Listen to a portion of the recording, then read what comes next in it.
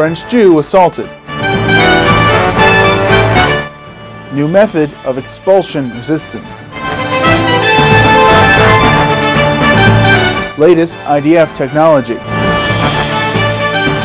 Today is the 20th of Sivan, 5768, June 23rd, 2008. I'm Aaron Deutsch, and you are watching Arutz Sheva, Israel National News. I Love Torah, Sofer Stam by Reb Moshe. Finest quality tefillin, mezuzot, Sifrei Torah and Megillah, using Kabbalistic Kavanas and daily mikveh immersion. Don't settle for less. Visit I Love Torah Sofer Stam today.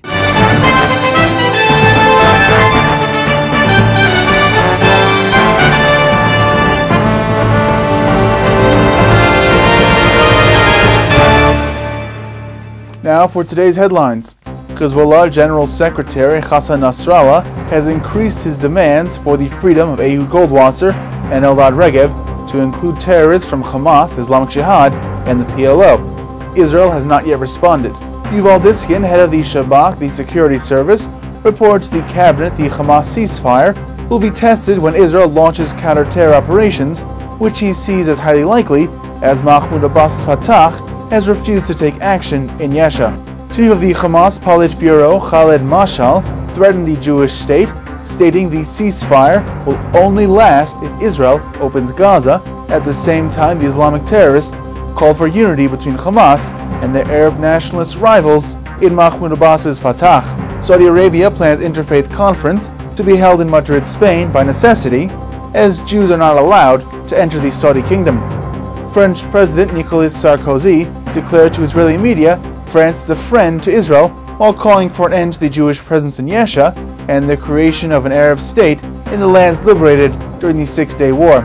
As attacks against Jews in France continue, the latest incident involves the vicious beating of a young Jew whose life doctors are working to save. We spoke with the Bnei Akiva Shliach for France, Rafi Zarush. Shalom, Rafi. Shalom, shalom. Can you tell us what happened to this young chassid? Okay, first of all, it wasn't a chassid. It was simple religious Jewish in Paris. He went out from the synagogue, and a group of between 6 and 20 young boy attacked him with maklot mibarzel, with bars, yes, some steel bars. And they broke his car. He was hospital. He now is hospitalized in the hospital in Paris. He's unconscious and a very bad situation. Have there been any arrests in the case? Yes, they arrest four of them, and I don't know what's going on with the others. But I know that the four are arrested. It happened in Shabbat in 8 p.m. It was Shabbat. So the young Jewish was without any papers on him. So it take a long time to identify who is it. Do the police know why this attack took place? The police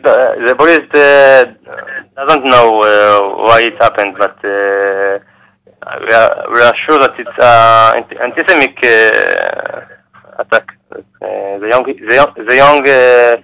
Jewish didn't know the people who attacked him. Now, is this an unusual incident, or have there been many attacks? The truth is that from the moment that Sarkozy became the president of France, I can say that it was reduced the number of the anti-Semitic attacks. So how has the Jewish community responded? Yesterday, it's a rally against, but for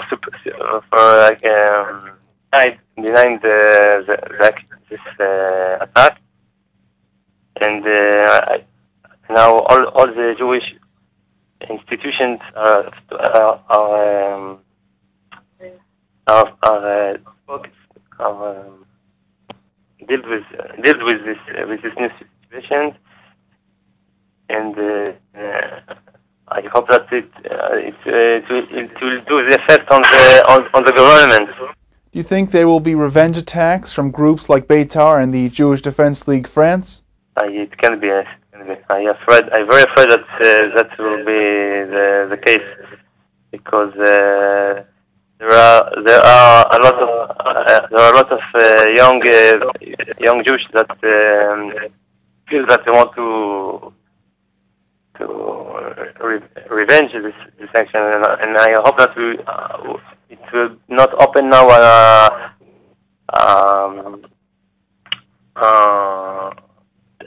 attacks between the Jewish and the other immigrants. Rafi Zarush, thank you very much for joining us.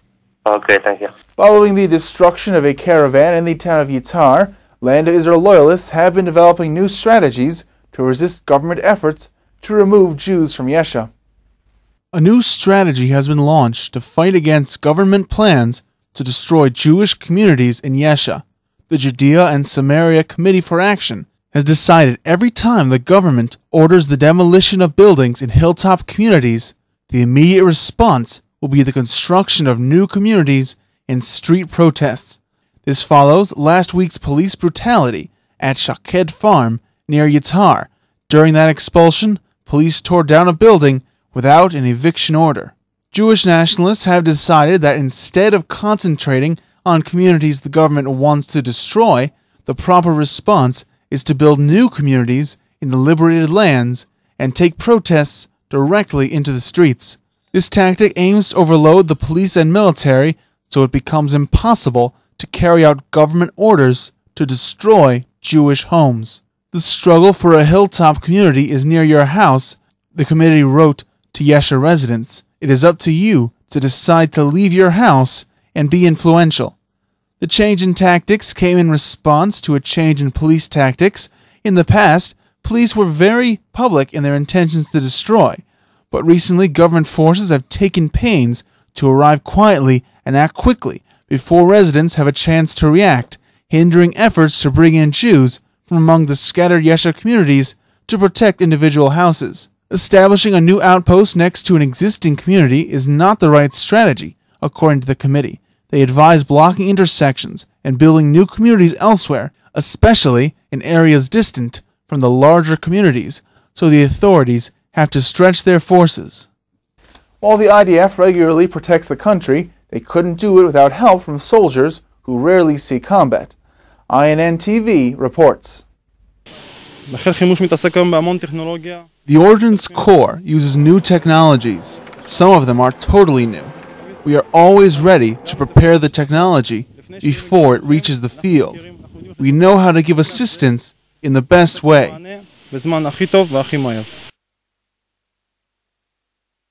The Ordinance Corps backs up the army.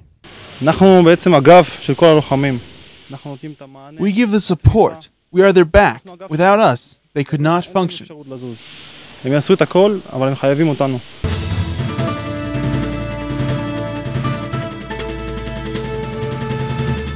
The Ordinance Corps develops and upgrades the war material in order to keep the IDF in top fighting condition.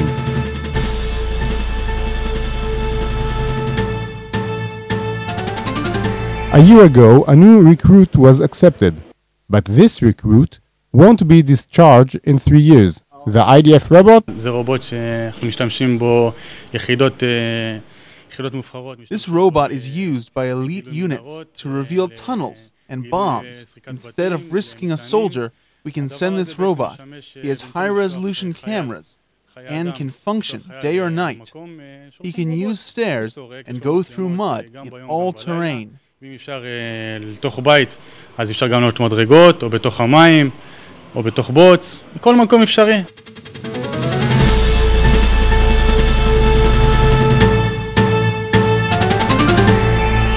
That wraps up today's newscast. Join us again tomorrow for another edition. Until then, shalom from all of us here at YESHA, Israel National News.